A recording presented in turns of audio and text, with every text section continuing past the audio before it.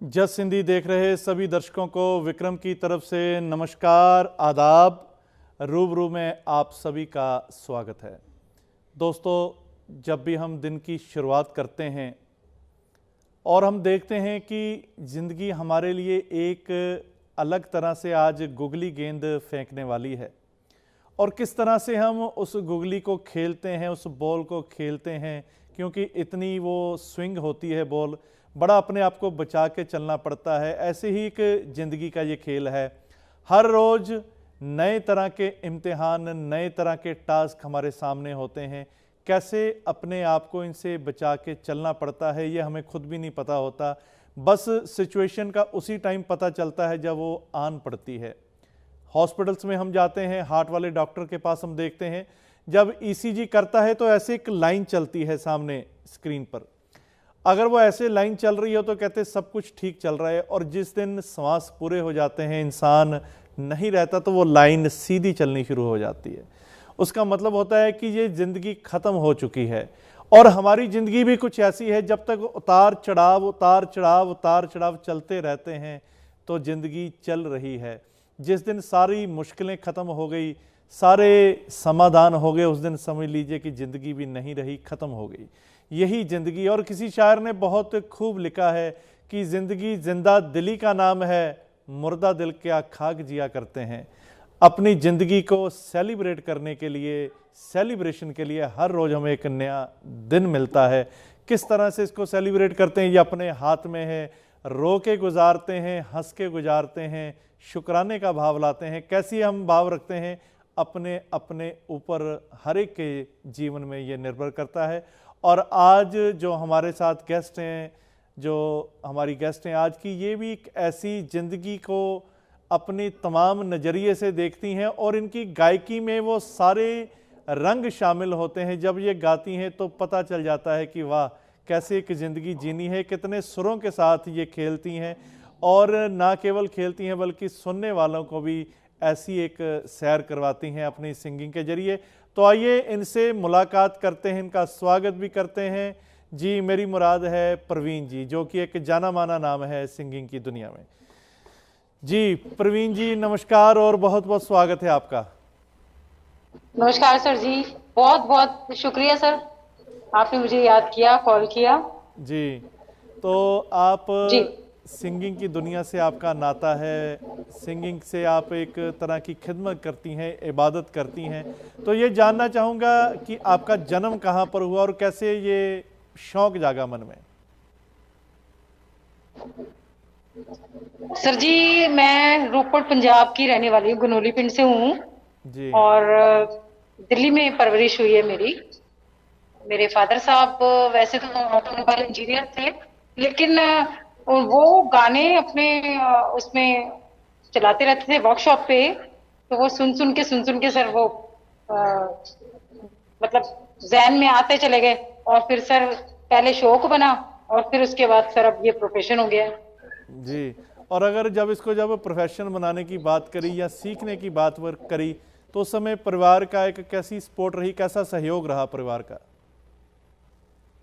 Sir मेरे father साहब, मेरी मदर, मेरे फैमिली में सबने मुझे बहुत सपोर्ट किया, ऐसी बात नहीं है। मेरे फादर साहब जनाब श्री तेजराम बाबा जी, उनकी बहुत बड़ी सपोर्ट थी कि जब भी मैं प्रोग्राम पे जाती थी या कुछ भी होता था तो वो मेरे साथ ही होते थे। क्योंकि आजकल, पहले के जमाने में बच्चियों को बाहर नहीं निकलने दिया जाता था, जी लेकिन अब क्या है कि अब तो माँ बाप अपनी औलाद को लेके जाते हैं ये हर इवेंट में। लेकिन सर उस टाइम माँ बाप की सपोर्ट होना एक बहुत बड़ी बात होती थी। कोई सपोर्ट करे ना करे, लेकिन घर वाले अगर करते हैं ना तो उसके अंदर बंदा और ज्यादा निखर के आता है। वरना बच्चे तो माँ बाप से डरते हैं कि हम परफॉर्म कैसे करेंगे। लेकिन मेरे फादर साहब, जो बाबा साहब है, उन्होंने मुझे बहुत सपोर्ट किया सर। मेरी मदर ने भी बहुत सपोर्ट किया। जी, बहुत खूब। और मैं चाहूँगा प्रवीण जी, बातों का सिलसिला भी चलता रहेगा, कुछ आपकी गायकी का रंग हो जाए, हमारे दर्शकों को सुनाइए। सर जी आप क्या सुनना चाहेंगे वो आप मुझे बता दें, क्योंकि मैं हिंदी, पंजाबी, भोजपुरी, गजल, सूफी, डिवोशनल सभी गाती हूँ। जी, जैसे दिल्ली आपका में। जैसे हाँ, आपका मन है, हिंदी पंजाबी कुछ भी आप सुना सकते हैं। अच्छा हिंदी पंजाबी ठीक है जी, जी सुना देंगे। बूहे बारियां ते नाले कंधा टपके बूहे बारियां ते, नाले कंधा टपके मैं आवांगी हवा बनके,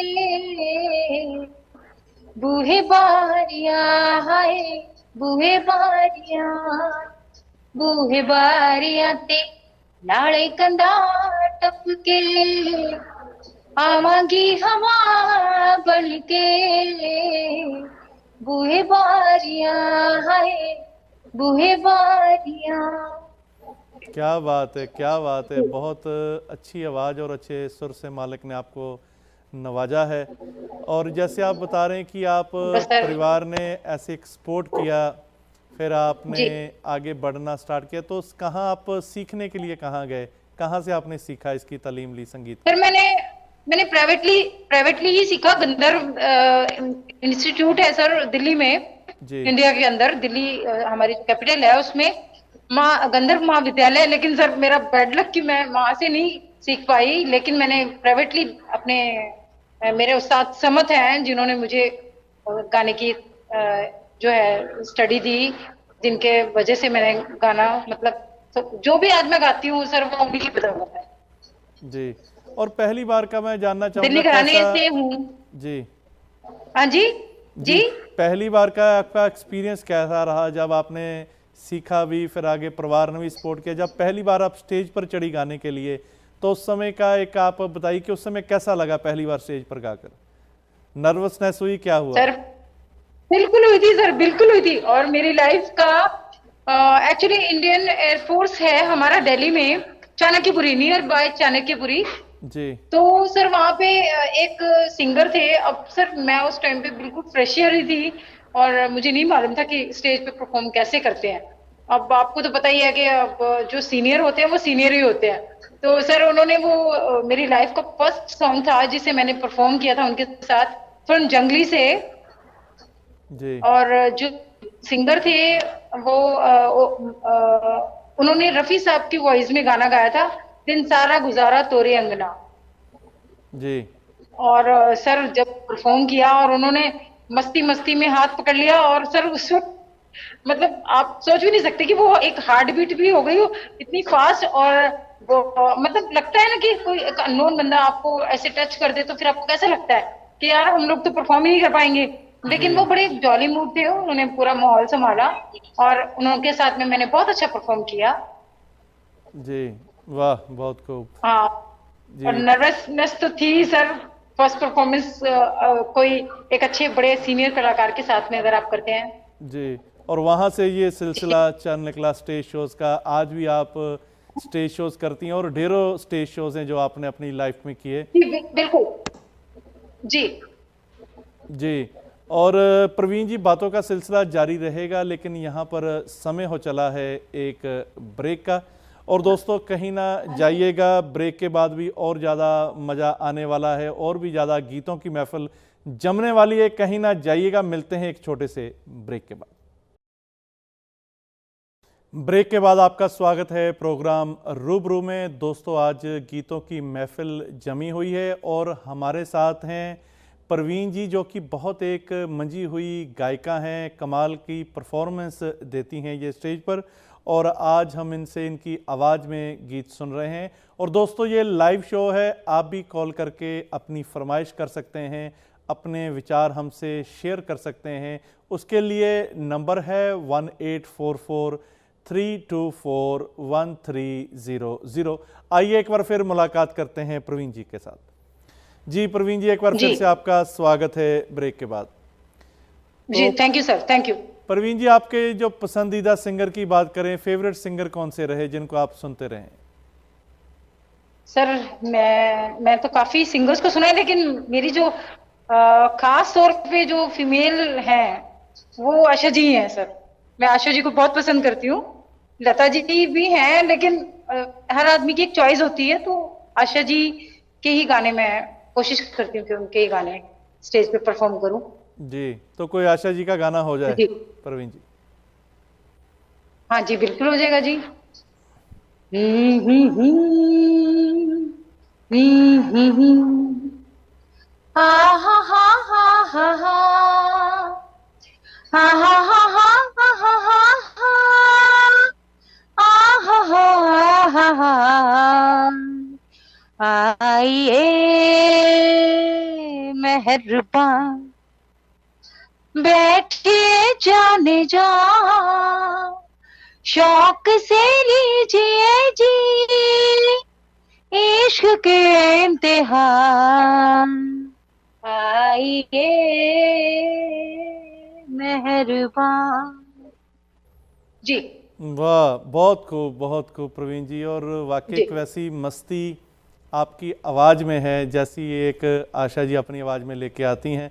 कैसे एक वो प्लेबैक सिंगिंग में वैसे ही आवाज़ लगती जैसे वो सामने हीरोइन के ऊपर जिनके ऊपर वो पिक्चराइज हो रहा होता है, वैसी ही आवाज़ जी उनकी जी लगने लग बिल्कुल जाती है। बिल्कुल बिल्कुल, जी आशा जी का तो जवाब ही नहीं सर। वैसे तो सभी हमारे जितने सिंगर्स हैं प्लेबैक सिंगर जो, वो तो लाजवाब है सर, उनकी तो हम लोग पैरों की धूल नहीं है सर।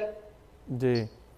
तो एक जी स्ट्रगल की अगर बात करें, कैसा एक संघर्ष रहा आपके जीवन में जब आपने स्टडी फिनिश करी और सिंगिंग की तरफ जाने का आपने सोचा, इसको एज ए प्रोफेशन बनाने की बात मन में आई, हाँ जी तो किस तरह से एक उस समय संघर्ष रहा, कैसी स्ट्रगल रही?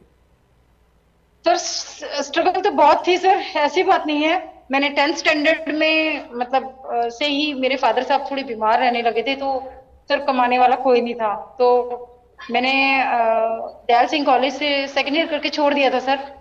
और अपने छोटे छोटे भाई बहनों के लिए मैंने सर जगरातों में और होटल्स में लाइव शोज वगैरह किए हैं सर, छोटे छोटे प्रोग्राम। और जब सर मैं फर्स्ट परफॉर्मेंस करने गई थी, मतलब मेरी स्टार्टिंग जो थी जगरातों से थी, पर वो कहते हैं ना कि इंसान को अपना स्ट्रगल पीरियड हमेशा याद रहता है, तो सर बहुत सारे लोगों ने मेरे को उस टाइम बहुत सपोर्ट किया, मेरे जितने भी जानने वाले थे।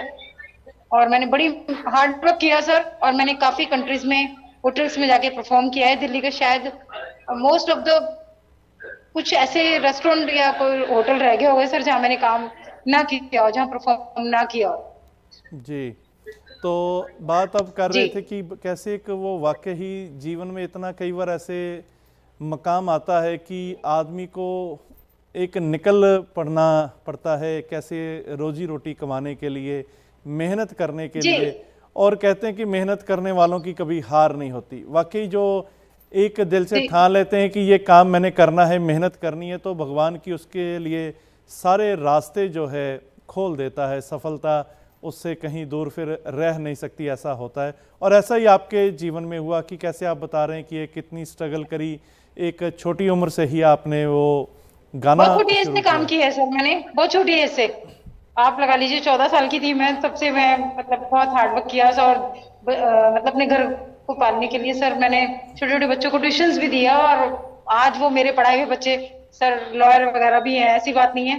पर वो ये कि मैंने अपनी लाइफ में बहुत हार्ड वर्क किया है, लेकिन मैंने अपने हार्ड वर्क को छोड़ा नहीं सर। आज भी मैं स्ट्रगल करने से डरती नहीं हूँ। जी बिल्कुल। और बस आप मेरे कह रहे थे कि मेरे ये आप, हमेशा जी। जी आप कह रहे थे, बता रहे थे कि आप गज़ल भी बहुत सुंदर गाते हैं। कोई गज़ल का रंग हो जाए। बेशक बेशक बेशक बिल्कुल हो जाएगी सर।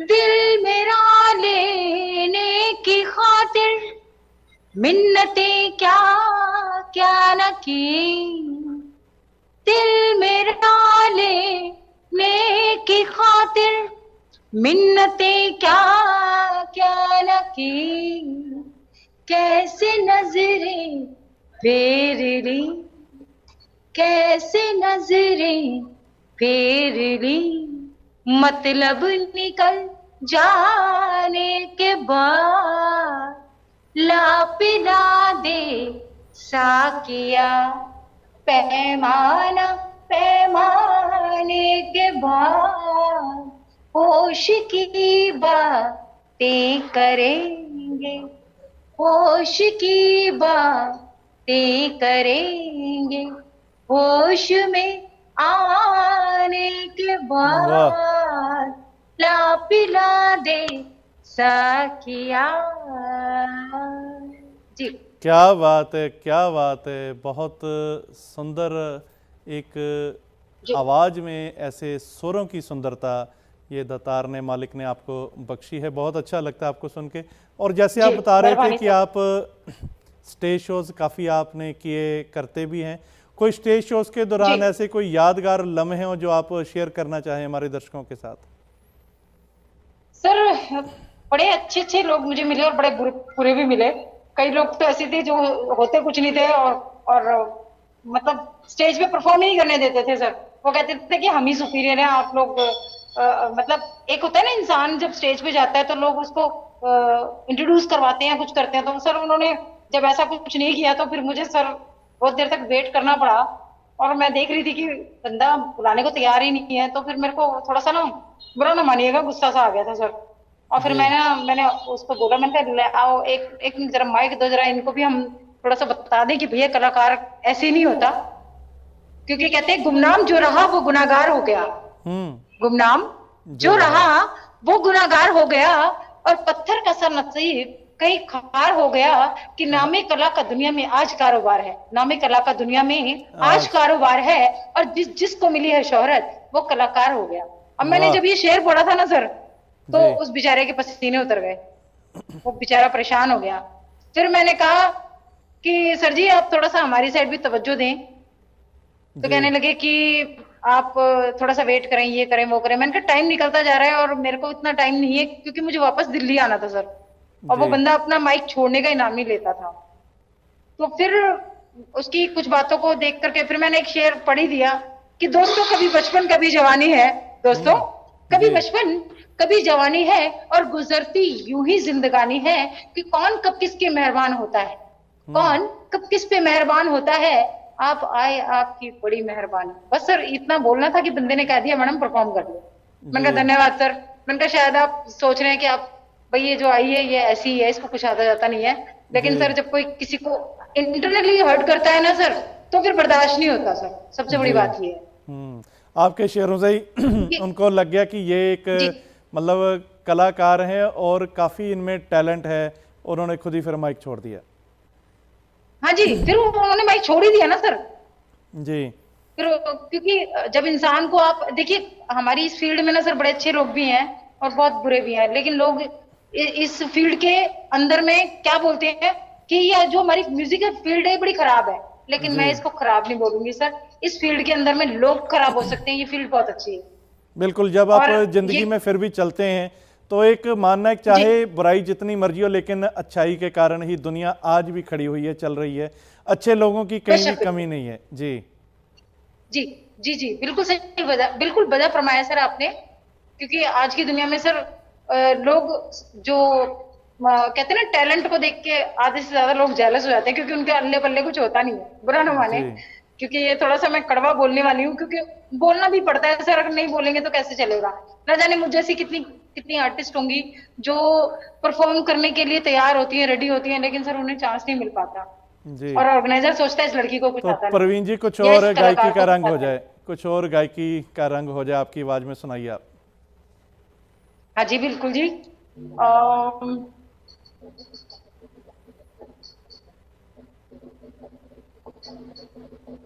मेरा फेवरेट सॉन्ग है सर, और पंजाबी है। और जनाब, गम है या खुशी है तू,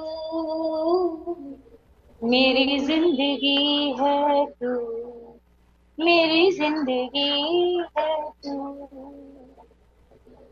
मेरी सारी उम्र में, मेरी सारी उम्र में एक ही कमी है तू, मेरी जिंदगी है तू, मेरी जिंदगी है तू। जी वाह जी प्रवीण जी, समय हो चला है एक ब्रेक का। और दोस्तों कहीं ना जाइएगा, ब्रेक के बाद यूं ही और भी ज़्यादा लुत्फ लेंगे प्रवीण जी के साथ, इनकी सिंगिंग के साथ। मिलते हैं एक छोटे से ब्रेक के बाद। ब्रेक के बाद आपका स्वागत है रूबरू में। दोस्तों जो मेहनत करने वाले होते हैं वो कभी रुकते नहीं, चाहे रास्ते में जितने मर्जी रुकावटें आ जाएं, पहाड़ आ जाएं, दरिया आ जाएं, लेकिन जो चलने वाले होते हैं, जिन्होंने ठान लिया हो, वो चलते रहते हैं। ऐसी ही हमारी आज की ये गेस्ट हैं। इन्होंने भी ज़िंदगी में पीछे मुड़कर नहीं देखा, चाहे जितनी मर्जी रुकावटें आईं, लेकिन ये ज़िंदगी में आगे बढ़ती गई। आइए एक बार फिर इनके साथ मुलाकात करते हैं। जी प्रवीण जी, जी तो आप बता रहे थे कि कैसे एक सिंगिंग का सफ़र चला और आप स्टेज शोज करने लगी। अगर बात करी जाए, आप एक फीमेल है, एक लड़की हैं, एक लड़की के लिए कितनी मुश्किलें आती हैं जब वो घर से निकलती है, स्पेशली इस फील्ड में जिसे एक कलाकारों की नगरी कहा जाता है, गायकी की दुनिया में एक एज ए कलाकार आर्टिस्ट जब आप आई तो कितनी मुश्किलें एज ए एक लड़की होने के नाते आई? सर बहुत स्ट्रगल तो देखिए कदम कदम पे होता है। कोई भी आप प्रोफेशन ले लीजिए, उसमें हार्ड वर्क तो रहता ही, लेकिन लड़कियों के लिए बहुत कंपटीशन है सर। उसका सबसे बड़ा रीजन ये हो जाता है कि लड़कियों को बेसिकली कभी एक वो, मुझे बोलते हुए अच्छा नहीं लगेगा पर मेरे को नहीं बोलना चाहिए, लेकिन मैंने देखा है कि लड़कियों की इन जो टैलेंटेड है वो पीछे रह जाती है सर, और जो हैंकी फैंकी होती है वो आगे चली जाती है। बस उनका एक बेसिक ये होता है कि वो लाइफ के साथ कुछ जगहों पे कुछ नहीं कह सकते, कई जगह कॉम्प्रोमाइज कर लेती हैं सर, और जो कॉम्प्रोमाइज करते हैं फिर उनके पास टैलेंट नहीं होता। लेकिन आज सर हमारे पास टैलेंट भी है और इस चीज का दुख नहीं होता कि भैया जो है वो कम भी अगर है तो कोई दिक्कत नहीं है। जी प्रवीण जी, बिल्कुल कहते हैं अगर सूरज चढ़ा हुआ हो, बादल चाहे लाख उसको छुपाने की कोशिश करें, सूरज की जो रोशनी होती है वो एक दिन प्रकट होके रहती है। ऐसे ही जो कलाकार होता है उसकी जो कला को लाख चाहे आप दबाने की कोशिश कर लो, कला जग जाहिर होकर ही रहती है। जी बेशक सर, क्योंकि देखिए पूछ के पाँव पालने में नजर आते हैं, और जो लोग कहते हैं ना कि जो जिनके पास कुछ होता नहीं है वो अपनी बेफजूल की बड़ाइयां करते हैं सर। मुझे बड़ाई, मैं अपने लिए बड़ाई नहीं करूंगी, बस मैं ये कहूंगी कि आज मैं जो कुछ हूँ वो अपने माँ बाप की, अपने पिताजी की, मदर की, इनकी बदौलत हूँ। और प्लस मेरे जो साथ में मेरे उस्ताद जनाब, मेरे उस्ताद समद खान साहब, मैं दिल्ली घराने की शागिर्द हूँ सर, और बहुत लता जी ने भी उनके खानदान से ही सीखा है, और मैं बड़ी खुशनसीब हूँ। तो प्रवीण जी कुछ और सुनाइए आप हमारे दर्शकों को। जी बताएं। जी कुछ और सुनाइए आप हमारे दर्शकों को, कुछ गायकी सुनाइए, सिंगिंग गायकी। ठीक है, सुना देती हूँ।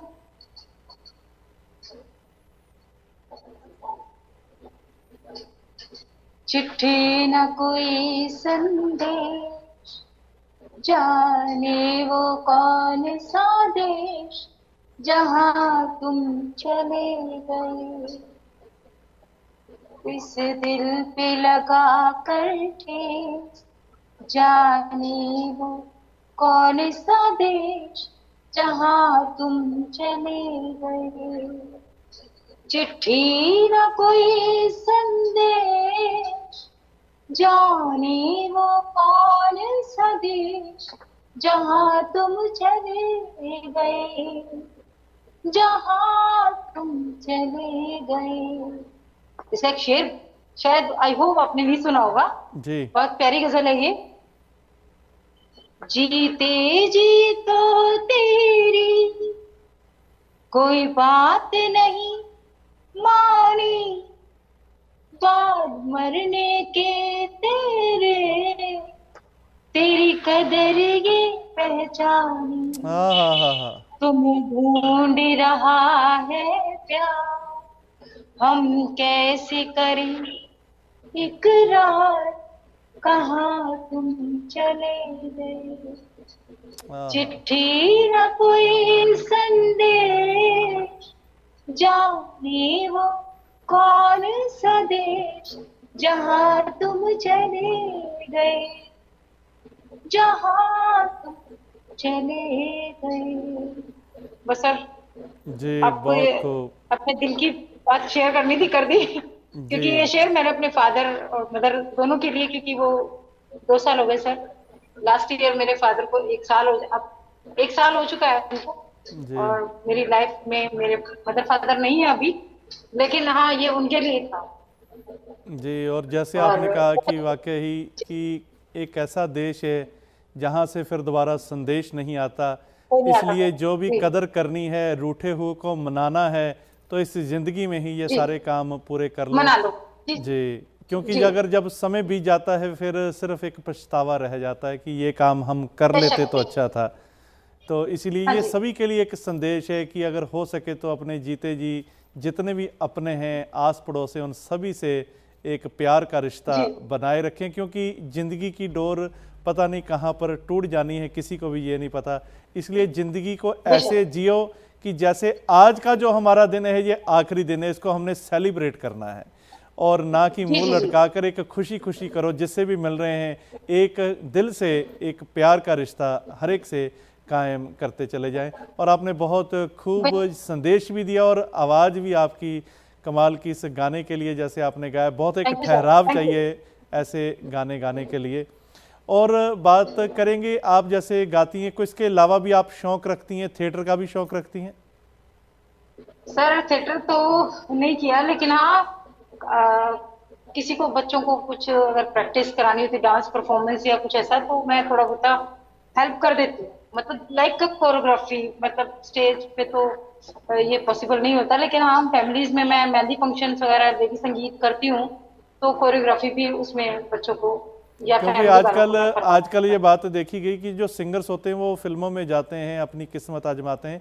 और आप भी देखने में बहुत हूँ। जी अच्छी सुंदर हैं। आपने कभी ट्राई नहीं किया कि फिल्मों में जाया जाए, कभी फिल्मों में ट्राई किया जाए?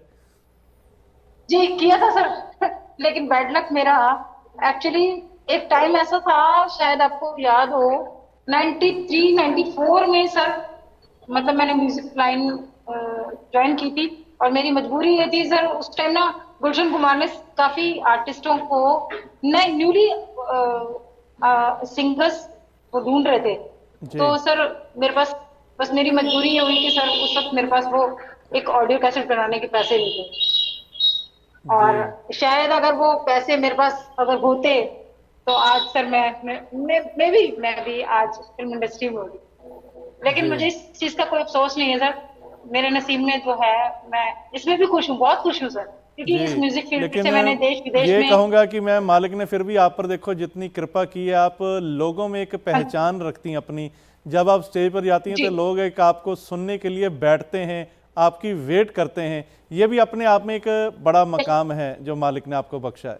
जी जी, मैं अपने आप को बहुत लकी समझती हूँ सर, कि जब मैं स्टेज पे जाती हूँ तो कई लोग इतने मतलब उतावले हो जाते हैं कि आप कब परफॉर्म करो, और ये मेरा नसीब है और ये मेरा गुड लक है, मेरे भाग्य में उन लोगों का ही प्यार है। और ऐसे अननोन लोग जो सर, जिन्होंने मुझे कभी देखा नहीं है या मिले नहीं है, और मैं उनको पता चलता है कि भाई एक सिंगर हमने बुलाई है, तो सर जब मैं जाके परफॉर्म करती हूँ तो मैं खुद भी इंजॉय करती हूँ, और मतलब लोगों को तो एंजॉय कराने का मेरा काम है ही है। क्योंकि जी सर मैं रोती शक्ल बनाऊं और गाने भी ऐसे ही गाऊं, तो सर पता चला पार्टी वाला मुझे बाहर कर देगा, इसलिए मैं सर खुद भी इंजॉय करती हूँ और पार्टी को भी इंटरटेन करने की पूरी तो कोशिश करती हूँ, हंड्रेड प्रवीण जी, परसेंट देने की और कोशिश करती हूँ।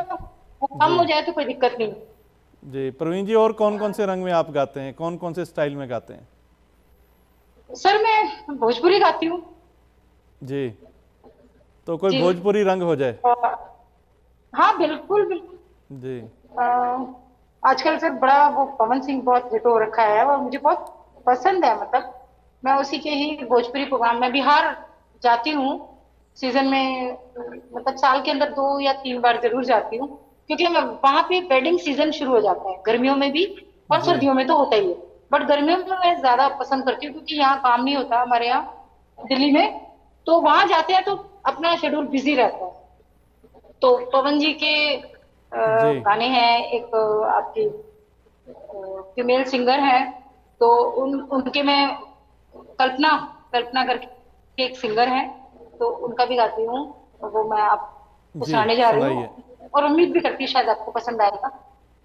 बहिया पकड़ के भरी तुम्हारी, चुमन होठवा गुलाबी, काश कही हम आपन दुखवा, सैया मिलल बा शराबी, अर सुतेल संगवा खटिया पे, सुतेल संगवा खटिया पे, सिजिया सिजाई के, सैया जी राजा जी, सैया जी दिलवा मांगे रे, गमछा बिछाई के, सैया जी दिलवा मांगे ले गमछा बिछाएंगे, ये बड़ा फेमस है सर।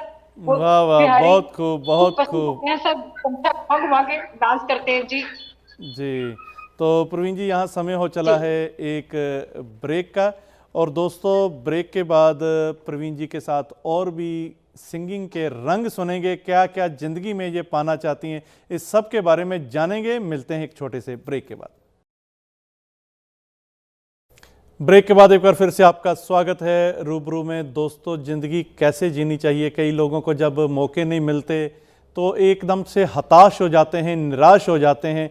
लेकिन जिन्होंने आगे बढ़ना होता है वो किसी मौके का इंतज़ार नहीं करते, निरंतर बढ़ते चले जाते हैं। ज़िंदगी खुद उनके लिए मौके आगे खड़ी होती है लेकर। ऐसी ही आज की हमारी गेस्ट हैं, इन्होंने भी ज़िंदगी में ऐसे ही आगे बढ़े, और ना केवल आगे बढ़े बल्कि कैसे अपना नाम बनाया कि आज लोग इनको जानते हैं, इनको नाम से पहचानते हैं। आइए एक बार फिर इनके साथ मुलाकात करते हैं। जी प्रवीण जी, जी। तो अगर हाँ जी, स्टेज शोज की बात करें तो स्टेज शोज के लिए प्रवीण जी कहाँ कहाँ पर जाना हुआ? सर मैंने शोज ऑल ओवर इंडिया में तो किए ही हैं, और 17 कंट्री मैंने बैंड में गाया है, अलग अलग कंट्रीज में जाके। और क्रूज पे भी, गोवा में क्रूज का भी एक क्रूज था हमारा, तो वहां पर भी मैंने परफॉर्म किया है। 17 country, Dubai, Bahrain, Muscat, Malaysia, Indonesia, China, काफी कंट्रीज है सर तो जहाँ जैसे मैंने। आप अलग अलग जगह पर जाते हैं तो कैसे एक ऑडियंस का कैसे एक आपको मिलता है प्रोत्साहन कह लीजिए, कैसे एक वहां पर माहौल रहता है? ये बहुत सारे फिर वहाँ पे सारे हमारे जो इंडियंस हैं, उनके लिए उन्होंने इंडियन रेस्टोरेंट्स बनाए हैं, तो वहाँ पर वो बेचारे अपनी टायर्डनेस को दूर करने के लिए, थोड़ा फ्रेश होने के लिए, सब खाना खाने के साथ वो म्यूजिक को भी इंटरटेन करते हैं, एंजॉय करते हैं। तो हम लोग वहाँ पर live band as a sitting और सेमी सिटिंग में हम लोग परफॉर्म देते हैं वहाँ पे। और वो हमारा शो रहता है सर 4 से 5 घंटे का, क्योंकि वहाँ के टाइम में और इंडिया के टाइम में जी बहुत फर्क हो जाता है। जी तो उस हिसाब से अब हम लोग परफॉर्म करते हैं। तो वहाँ सर हिंदी सुनने वाले भी हैं, भजन सुनने वाले भी हैं, दारू के गाने भी सुनने वाले हैं, ड्रिंक अलग कर रहे होते हैं तो अलग एंजॉय अलग तरह करते की हैं। फरमाइशें रहती हैं जब आप स्टेज पर जाते हैं?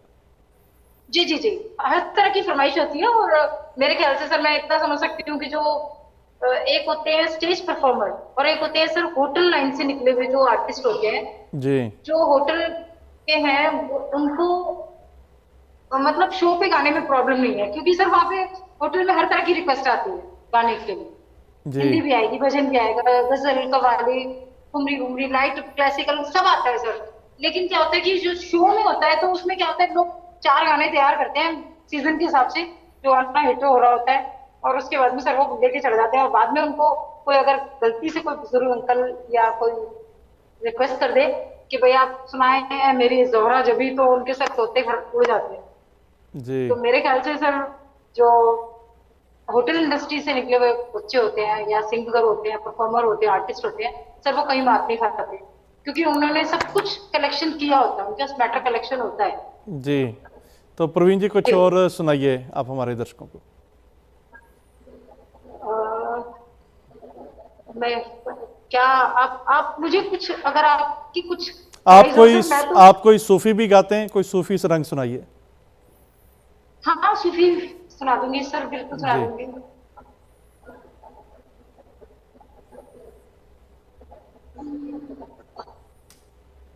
ओ, ओ, ओ, ओ, लाली मेरे लाल की, जित देखूं दिलाल, लाली देखन मैं गई, मैं भी हो गई लाल। ओ लाल मेरी पत रखियो सदा झूले लाल, सिंधड़ी दा तेवड़ दा शकी शाबाश कलंदर, दमा दम मस्त कलंदर, अली दम दम दे अंदर, दमादम मस्त कलंदर, अलीदा पहला नंबर, ओ लाल मेरी, ओ लाल मेरी, पीरों में मेरा पीर सबका वली है, पीरों में मेरा पीर सबका वली है, नाम अली बेड़ा पार लगा झूले लालन, ओ नाम अली बेड़ा, नाम अली बेड़ा पार लगा झूले लालन, सिंधड़ी दा तेवर दास की शाबाश कलंदर, दमादम मस्त कलंदर, अली दम दम दे अंदर, दमादम मस्त कलंदर, अली दा पहला नंबर, ओ लाल मेरी, ओ लाल मेरी। वाह जी वाह वाह वाह, क्या बात है, क्या बात है। प्रवीण जी, आप बता रहे थे कि आप चाइना भी गए शोज करने के लिए, तो चाइना में एक कैसा जी एक्सपीरियंस रहा, कैसी ऑडियंस थी वहां पर? सर, वहाँ अच्छी है सर, इंडिया को छोड़ के सारी जगह पे अच्छे हैं सर, कोई बदतमीजी नहीं करता, जी बहुत प्यार देते हैं वो लोग। और अगर देखा जाए तो सर, जहाँ इंडियन इंडियन को देखता है तो सर अट्रैक्शन तो हो ही जाता है, इम्प्रेस तो होते ही हैं। जी और अगर हमने उनकी ख्वाहिशें गा दी तो सर हम उनके बीच में हिट है, ये लगा लीजिए। जी क्योंकि कलाकार को कोई भी इंसान होता है सर, उसको पब्लिक अगर पसंद कर रही है दैट मीन्स कि वो आर्टिस्ट है। पर उसका वो वो बेकार है आर्टिस्ट सर, जिसे स्टेज पे एक गाने के बाद दूसरा गाना ना गाने के लिए ऑडियंस कंपेल करे, या उनको बोले कि आप एक गाना हो, वंस मोर ना बोले तो मजा नहीं आता सर। जी कलाकार वही है जो सर जिसको बार बार स्टेज पर बुलाने के लिए बोला जाए। जी। तो जैसे आप जी काफ़ी रंगों में गाते हैं, कौन सा रंग आपके दिल के करीब है? कौन से स्टाइल में आपको गाने से एक सुकून मिलता है, एक रूदारी जिसको कहते हैं, कौन सा रंग आपको ऐसा रूदारी वाला रंग लगता है? सर, वैसे तो मैं गाती तो सभी कुछ हूँ, लेकिन मुझे मुझे बेसिकली भजन बहुत पसंद है। और मैं ठाकुर जी बिहारी जी को बहुत पसंद करती हूँ। और मेरे जी साईं जी भी हैं, क्योंकि बाबा की तो कृपा शुरू से बनी हुई है, और ठाकुर जी का भी साथ मेरे साथ है। और मैं जी बड़ी खुशकिस्मत हूँ, मैं वृंदावन बिहारी जी के दर्शन करने जाती हूँ, और बड़े खुले खुले दर्शन देते हैं ठाकुर जी, राधा रानी सरकार। और मैं उनको ही पसंद करती हूँ, तो अगर आप कहेंगे तो मैं एक बिहारी जी का भजन आपको सुना दूंगी। जी जी, सुनाइए। मायरी मैंने गोविंद लीनो मोर, मायरी मैंने गोविंद लीनो मोर, मायरी मैंने गोविंद लीनो मोर, मायरी मैंने गोविंद लीनो मोर, मायरी मैंने गोविंद लीनो मोर, मीरा के प्रभु गिरधर नागर, मीरा के प्रभु गिरधर नागर, राधा के संग की डोर, मायरी मैंने गोविंद लीनो मोर। जी वाह वाह, बहुत खूब बहुत खूब। और जी एक बात ये पूछना चाहूँगा, जैसे आपने कहा कि काफ़ी स्ट्रगल करनी पड़ी, आज जब अपनी लाइफ को आप पीछे मुड़कर देखते हैं 25 साल 30 साल पहले, तो एक मन में क्या भाव आता है, कैसा एक आलम आता है? सर, लगता ही नहीं है कि मतलब इतने साल गुजर गए और सर पता भी नहीं चला, बहुत स्ट्रगल किया। लेकिन हाँ, जब दुख होता है तो फिर उसके बाद जब सुख मिलता है ना सर, तो उसका मजा ही अलग होता है। तो आज मेरी पूरी बिल्कुल। फैमिली बहुत सेटल है, सब जी बढ़िया है। पूरी फैमिली में सब अपने अपनी फैमिली में बहुत खुश हैं। जी। और अगर एक आज ड्रीम की बात करी जाए, कौन सा ड्रीम है, कौन सा एक सपना है आपका जिसको आप अचीव करना चाहते हैं? सर, इंसानों के सपनों की कहानी है, लेकिन मेरा मेरा बेसिकली एक चाहती हूँ कि सर अगर मुझे कभी मौका मिलेगा तो मेरा वैसे मैं साउथ अफ्रीका होकर आई हूँ, लेकिन मेरा मन है कि मैं अगर कभी मुझे अमेरिका या कनाडा कहीं मुझे अगर अच्छा ऑफर मिलेगा तो मैं जरूर जाऊंगी। जी, थैंक यू। और जी जी प्रवीण जी, हम ऐसी आशा करते हैं कि जो आपका सपना है ये पूरा हो, हाँ जी और हम आपको जो दोबारा नेक्स्ट टाइम आपके साथ इंटरव्यू करें, रूबरू करें, तो आपको जी। अपने स्टूडियो में बिठाकर आपके साथ आपको लाइव सुने हम। जी, ऐसी आशा करते हैं, भगवान कृपा ये करे आपकी ऐसा मंजर सर, ये आपकी ज़िंदगी आपकी में आए। आपकी तरह नवाजी है। जी बाकी मेरा नसीब। जी, और आज समय हो चला है, इस प्रोग्राम को यहीं हमें समेटना पड़ेगा। आपने हमें समय दिया, इसके लिए हम आपका तहे दिल से शुक्रगुजार हैं।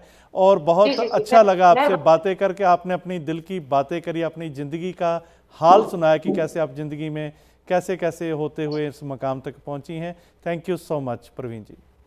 लेकिन सर, चलते चलते मैं भी कुछ कहना चाहूंगी, जी अगर आप बुरा ना माने तो। एक कलाकार है हम सभी, आप भी कलाकार ही हैं, क्योंकि आप जब लोगों का इंटरव्यू लेते हैं, सबके दिल की बात आप पूछते हैं। सर, मैं एक सभी के लिए एक शेर बोलना चाहूंगी, अगर आप जी इजाजत दे तो। जी कि अरमा तमाम उम्र के, अरमा तमाम उम्र के सीने में दफन है, अरमा हम्म, तमाम उम्र के सीने में दफन है, और हम चलते फिरते लोग बाजारों से कम।